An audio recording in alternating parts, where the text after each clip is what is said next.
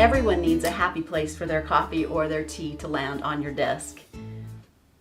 I'm always on the lookout for fun things to make with an upcycled sweater.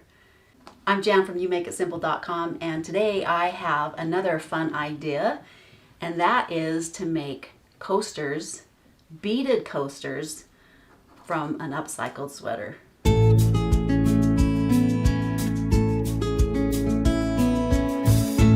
There's nothing better than this felted material to make crafts with, slippers, mittens, all kinds of fun things. This is a fun little project to sit and do while you're watching a good movie or driving in the car or just want some fun, chill sewing time. A set of these would make a really fun gift. Of course, you can make them any shape or size that you want, but I'm going to show you how to make these hearts and circular coasters. I'll give you the link in the description below for the circle and the heart cutout. Let's go over the items and things that you'll need. Hopefully you've been saving your scraps of felted sweaters because, as you can see, it only takes a little bit of fabric. So get in your box of scraps and find some colors that you like. The more dense the felt, the better. If you have a really thick, this particular sweater felted down really thick, so I only used one single layer for this particular sweater, but most of them are doubled. So find some fun colors that you want to use. This is the sweater that I cut this gray out with. You will need about 2 to 3 yards of matching embroidery thread and an embroidery needle.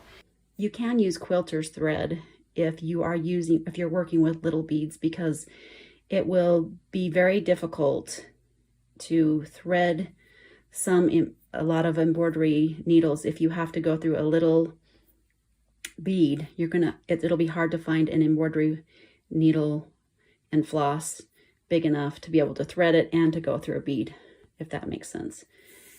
You want to make sure that the bead will go through the needle. Find some beads that you want to put around the coaster. These particular ones that I've used on this coaster, these are just seed beads, and these are really common and easy to find in the store, just the variety of colors, and I have chosen just to put a variety of colors around there. Or you can find whatever color or whatever size that you want to use. You'll need a pair of scissors to cut out your felt with and a few pins. Now that you've cut out your felted sweater, thread your needle. Usually there are 6 on the thread, but I have separated that so it's a thinner thread with only 3 strands. Knot the end and then leave just a tail so it's a single and not double. I like to start at the notch, the heart notch right here, and to hide the knot I'll just come between the two layers and bring my needle to the edge. I've kind of gone between the layers so I don't see it on the back. And just pull that, and then your knot is here.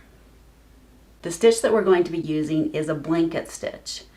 And I have another tutorial where I've shown how to do the blanket stitch, but this is very common. You can use a sewing machine, but of course you won't be able to thread the cute beads on it. That's the advantage of doing it by hand. So we'll just go through the technique here. These are the beads that I'm going to use. So I'm just going to grab some out and place on another piece of fabric. This will make picking up the beads with the needle a lot easier. I'm going to demo the blanket stitch on this straight piece of felted wool, just so you have a better idea of what it looks like from going around the edge. Whenever you start, just make a stitch about 1/4 inch from the edge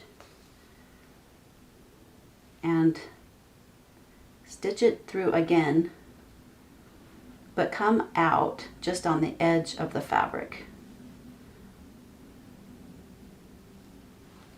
make another stitch. And remember, it doesn't matter how far apart we make the stitches, you just want to make sure that it's consistent. So I've made that loop. I'm going to come in the inside of the loop and then pull it out to the left.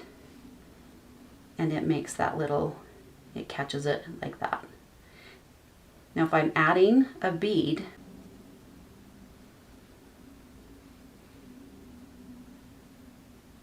make a stitch, pull the needle through the loop, and this is the important part here. So if I pull that and if the bead is not on the right side, if it's on the left side, see how that is just making the bead go sideways and weird. So you want to make sure that the thread is on the left side and the bead on the right. Does that make sense?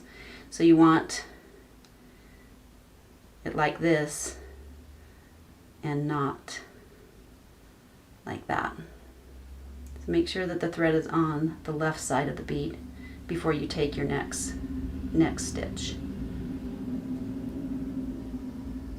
So I put a bead on, pull it down to the end, make a loop, and then I'm going to take a stitch about 1/4 inch away from my last stitch and about 1/4 inch away from the edge. Hook it straight through and bring your needle up inside the loop. And as you can see, there's a loop there. I'm going to keep the bead on the inside of the thread. You'll see in just a second how that works. You want to make sure that the thread is, so when I pull it, the bead is on the right side of this thread. I'll pick up another bead,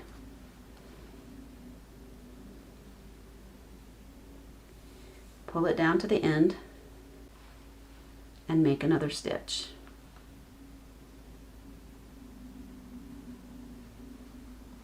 Pulling it up through the loop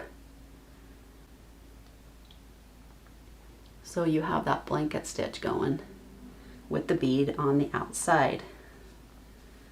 Pick up another bead, pull it down,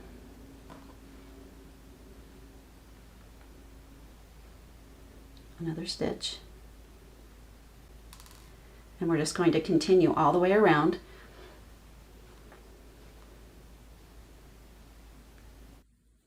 Now when you get to close to the point of the heart, take one more stitch.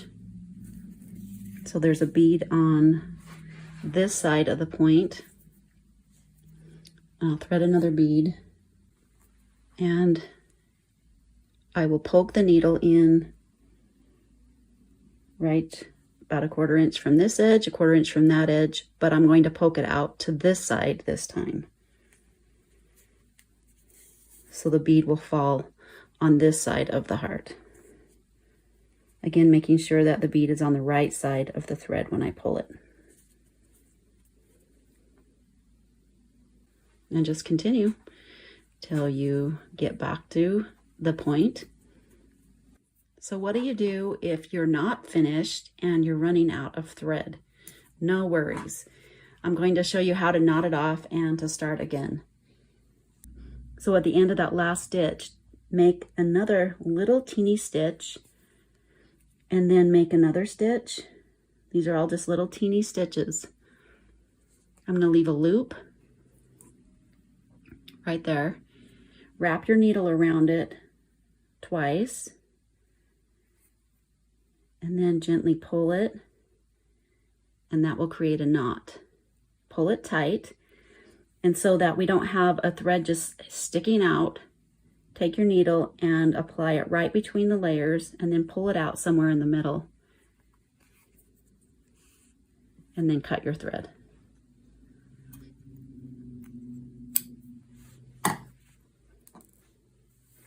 Thread your needle with another piece of embroidery floss.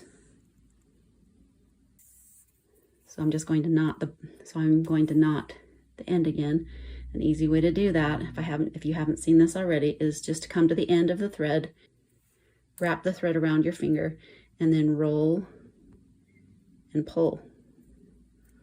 And that creates a knot.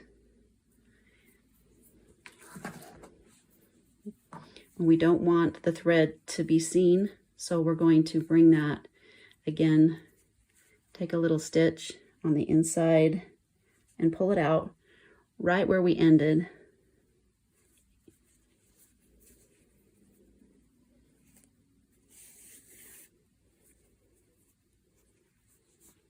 And we'll just continue as if we hadn't ever run out of thread.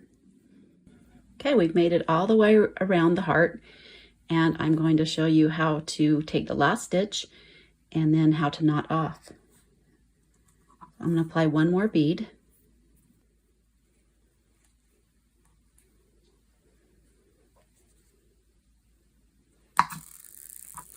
And right at the end,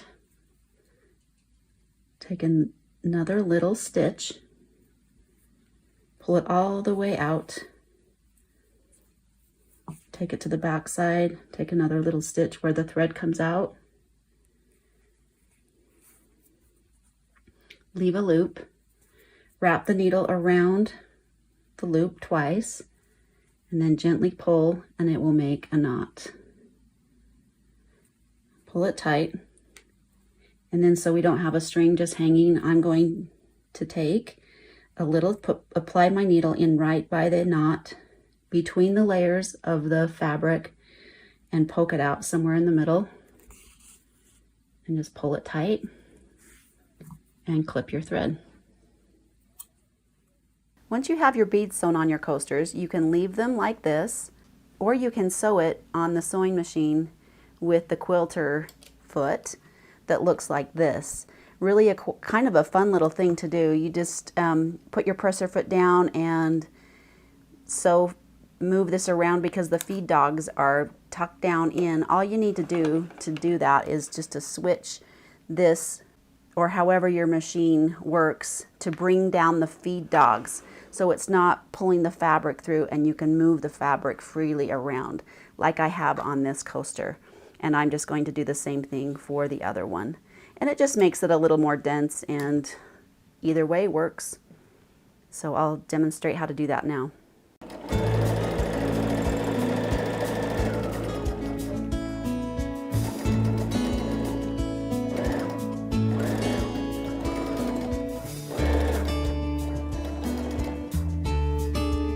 So kind of fun, just gives it a little density and design. I hope you enjoyed that tutorial. Grab some sweaters and make up a set for yourself or to give as a gift. If you'd like some other tips and information on upcycling sweaters, make sure you check out my other videos and some courses on that very thing. If you'd like some more ideas on how to make a cozy pair of upcycled sweater mittens or other fun things, make sure you're subscribing to the channel. Comment below on anything that you have questions on, and we'll see you next time.